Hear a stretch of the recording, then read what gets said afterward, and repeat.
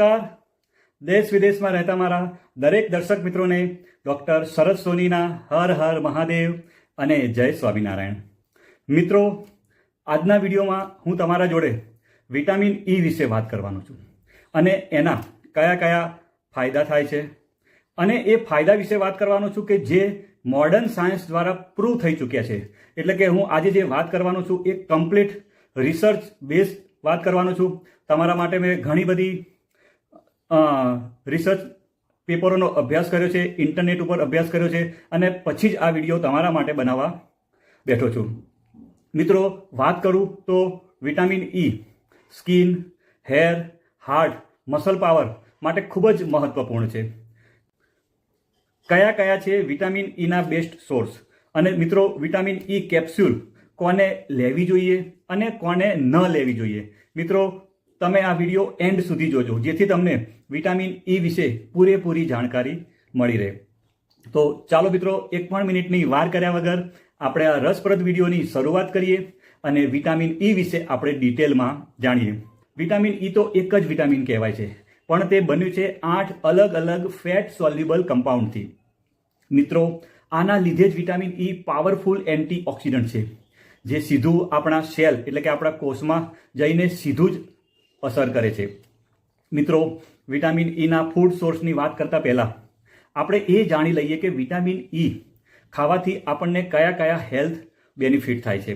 તો મિત્રો, પહેલા નંબરની વાત કરું તો એ છે આપણા સ્કિન હેલ્થ માટે. મિત્રો, તમે જોયું હશે કે ઘણા બધા લોકો ફેસ પેક બનાવતી વખતે તેમાં વિટામિન ઈની કેપ્સ્યુલનો ઉપયોગ કરતા હોય છે. મિત્રો, એનું કારણ એ છે કે વિટામિન ઈ કોલેજન પ્રોડક્શનમાં મદદ કરે છે. મિત્રો, કોલેજન એ એક પ્રકારનું પ્રોટીન છે જે સ્કિનને ટાઈટ કરવામાં મદદ કરે છે અને સાથે સાથે મિત્રો એ સ્કિન ટેક્સચરને પણ ઇમ્પ્રૂવ કરવાનું કામ કરે છે. મિત્રો, વિટામિન ઈ સ્કિન પર રિંકલ્સ એટલે કે કરચલીઓને દૂર કરવાનું પણ કામ કરે છે. વિટામિન ઈ સ્ટ્રેસ માર્ક અથવા પિમ્પલના જે માર્ક્સ હોય એને પણ દૂર કરવામાં મદદ કરે છે. મિત્રો, સંશોધનમાં એવું પણ સાબિત થયું છે કે વિટામિન ઈ લેવાથી એક્ઝિમા જેવી સ્કિન કન્ડિશનમાં પણ સારો એવો ફાયદો થયો છે. મિત્રો, બીજા નંબરની વાત કરું તો એ છે આપણા હાર્ટ હેલ્થ માટે. મિત્રો, અત્યારમાં હાર્ટ એટેક એ એક કોમન પ્રોબ્લેમ થઈ ગયો છે. અત્યારે નાની નાની ઉંમરના લોકોમાં પણ મિત્રો હાર્ટ એટેકનું પ્રમાણ જોવા મળે છે. પરંતુ તેનું કારણ એ છે કે જ્યારે આપણા બ્લડમાં ક્લોટ્સ બનવાના શરૂ થાય છે ત્યારે હાર્ટ એટેક થવાની શક્યતા વધારે રહેલી હોય છે. અને વિટામિન ઈ ની એ જ ક્વોલિટી છે કે તે બ્લડમાં ક્લોટિંગ થવા દેતું નથી. અને મિત્રો, પહેલાંથી આપણા બ્લડમાં ક્લોટ થયેલા હોય તો તેને ડિઝોલ્વ કરવાનું પણ કામ વિટામિન ઈ કરે છે. મિત્રો, સરળ ભાષામાં જો વાત કરું તો વિટામિન ઈ બ્લડને પાતળું કરવામાં મદદ કરે છે. મિત્રો, વિટામિન ઈ લેવાથી હૃદયની નસો એકદમ સોફ્ટ રહે છે. મિત્રો, તે કોલેસ્ટ્રોલ અને ટ્રાયગ્લિસરાઇડને પણ કંટ્રોલમાં રાખે છે અને બ્લડ પ્રેશર હેલ્ધી રેન્જમાં આવવા લાગે છે. મિત્રો, 2019માં 18 સ્ટડીઝ થયા જેમાંથી એ વાત પ્રૂવ થઈ ગઈ કે જે લોકોને વિટામિન ઈ આપવામાં આવ્યું એ લોકોનું હાર્ટ હેલ્ધી થવા લાગ્યું. મિત્રો, એના પરથી એ વાત સાબિત થાય કે વિટામિન ઈ તમારા કમ્પ્લીટ કાર્ડિયોવસ્ક્યુલર સિસ્ટમને હેલ્ધી રાખે છે અને ભવિષ્યમાં હાર્ટને લગતી બીમારીઓને પણ થતા રોકે છે. મિત્રો, ત્રીજા ફાયદાની વાત કરું તો નોન આલ્કોહોલિક ફેટી લીવરમાં વિટામિન ઈ લેવાથી ખૂબ જ ફાયદો થાય છે. મિત્રો, હવે લીવર વિશે વાત કરું તો લીવરનું કામ એ છે કે આપણા શરીરમાંથી ટોક્સિનને બહાર નીકાળવાનું કામ કરે છે. પરંતુ જ્યારે આપણું ખાવા પીવાનું બરાબર હોતું નથી ત્યારે ટોક્સિનનું લેવલ ઘણું બધું વધી જાય છે અને લીવર એને સંભાળી શકતું નથી. આવી સ્થિતિમાં લીવર પર ફેટ ડિપોઝિશન થવાનું ચાલુ થઈ જાય છે.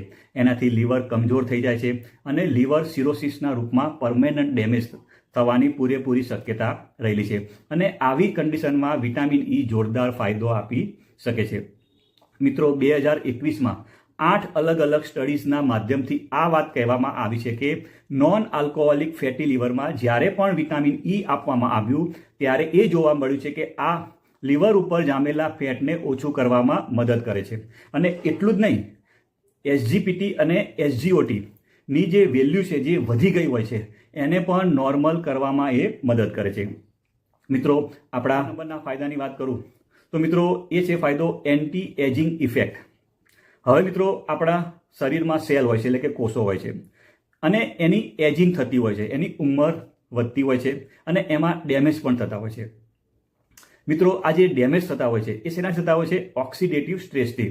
મિત્રો, ઓક્સિડેશનથી આપણા શરીરમાં ફ્રી રેડિકલ બનવા લાગે છે, જે સેલ પર જઈને એટેક કરે છે અને એનાથી આપણા સેલ ડેમેજ થાય છે. મિત્રો, વિટામિન ઈની વાત કરું તો એની અંદર એક ખૂબ જ સારી પ્રોપર્ટી છે, અને એ છે એન્ટીઓક્સિડન્ટ પ્રોપર્ટી, જે આ ઓક્સિડેશનની પ્રોસેસ રોકવામાં ખૂબ જ મદદ કરે છે. અને મિત્રો, વિટામિન ઈની એન્ટીઓક્સિડન્ટ નેચરના લીધે આપણા શરીરમાં બધા જ ઓર્ગનની એજિંગ સ્લો થઈ જાય છે, એટલે કે જેમાં સ્કિન, લીવર, હાર્ટ અને કિડની. મિત્રો, 2018માં એક સ્ટડીમાં 54 પેશન્ટ જેમની હાઈ બ્લડ સુગરના લીધે કિડની ખરાબ થઈ ગઈ હતી, એવા લોકોને લગાતાર વિટામિન ઈ 3 મહિના સુધી 800 ઇન્ટરનેશનલ યુનિટ આપવામાં આવ્યું, ત્યારે લગભગ બધા જ લોકોની કિડની રિકવર થવા લાગી હતી. અને મિત્રો, એવી જ રીતે 2021માં ઘણી બધી મહિલાઓ જેમને ઓક્સિડેટિવ સ્ટ્રેસના લીધે એન્ડોમેટ્રિયોસિસની પ્રોબ્લેમ થઈ, એવી મહિલાઓને 2 મહિના સુધી વિટામિન ઈ આપવાથી આ કન્ડિશનમાં જોરદાર ફાયદો થયો હતો. મિત્રો, તમે તમારા શરીરનું એજિંગ પ્રોસેસ સ્લો કરવા જો માગતા હો તો તમારે વિટામિન ઈ તમારા ડાયટમાં પર્યાપ્ત માત્રામાં તમારે લેવું જોઈએ.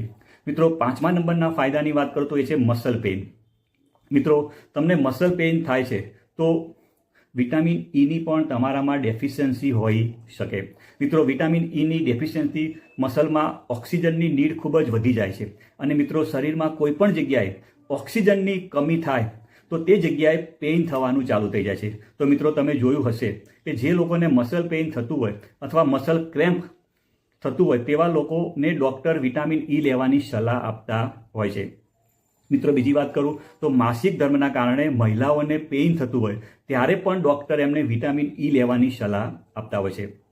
મિત્રો, 2018માં 100 મહિલાઓ પર સ્ટડી કરવામાં આવ્યું, જેમાં 2000 ઇન્ટરનેશનલ યુનિટ વિટામિન ઈ લેવાથી સિવિયર પેઇનમાં ઘણી બધી રાહત થઈ ગઈ હતી. અને મિત્રો, 2021માં સિમિલર સ્ટડી કરવામાં આવી, જેમાં પેઇનમાં વિટામિન ઈ લેવામાં આવે તો જરૂરથી એમાં આરામ એટલે કે ફાયદો થાય છે.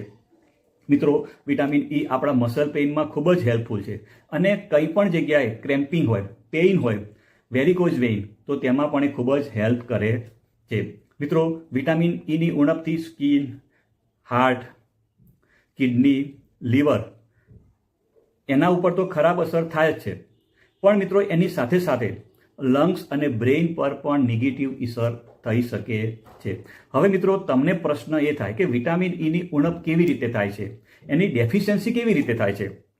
તો મિત્રો, વિટામિન ઈની ડેફિશિયન્સીનું મુખ્ય કારણ છે કે આપણા આહારમાં ફાઇબરલેસ ફૂડ, કે જે આપણે ખોરાક ખાઈએ છીએ એમાં જો ફાઇબરની ક્વોન્ટિટી બરાબર ના હોય તો આપણા શરીરમાં વિટામિન ઈની ડેફિશિયન્સી મિત્રો થઈ શકે છે.